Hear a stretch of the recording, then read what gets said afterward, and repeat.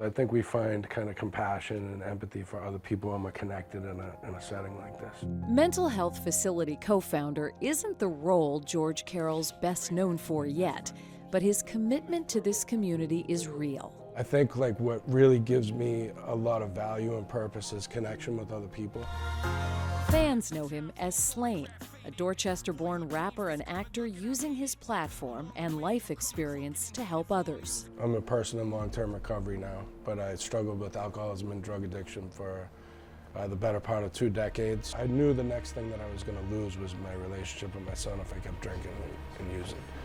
So, you know, everything else became secondary.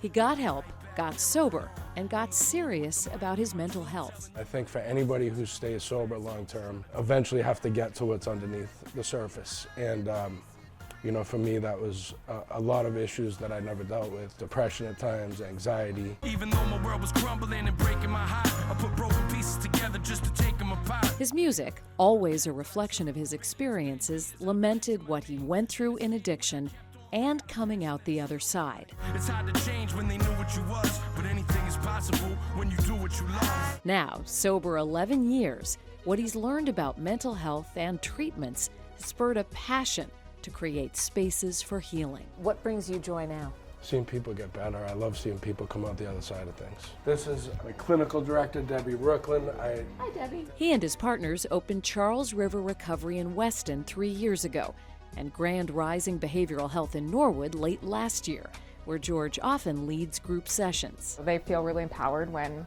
they hear his story, and he shares very candidly with them. Lead clinician Kate Haynes says that openness helps clients relax. It's a very scary thing to come in and say, all right, we're gonna start to tackle these things and change how you feel. What's the most rewarding aspect of this for you? I love seeing people want to work on their lives and make a change. I've started learning different coping skills. Robbie was diagnosed with ADHD and anxiety at 40 and tried to manage it himself until he couldn't. It was getting too stressful in my everyday life. It was a lot on my family, my work, everything. It was getting too much in my own head. His sister, who knows George, suggested he call Grand Rising. So he did, on a Saturday, when he thought no one would answer. Someone did. He's been in group and individual therapy now for 6 months. You don't know. And then once you finally come here and you're so relieved, it's awesome. And what does it feel like now? You can breathe. If I had told you in 2015, this is what you're going to be doing, would you have believed it? Absolutely not. I mean, I think in 2015, I still was afraid I would go back to drinking and drugs. And this morning I awoke with the sun. Sobriety and success now go hand in hand.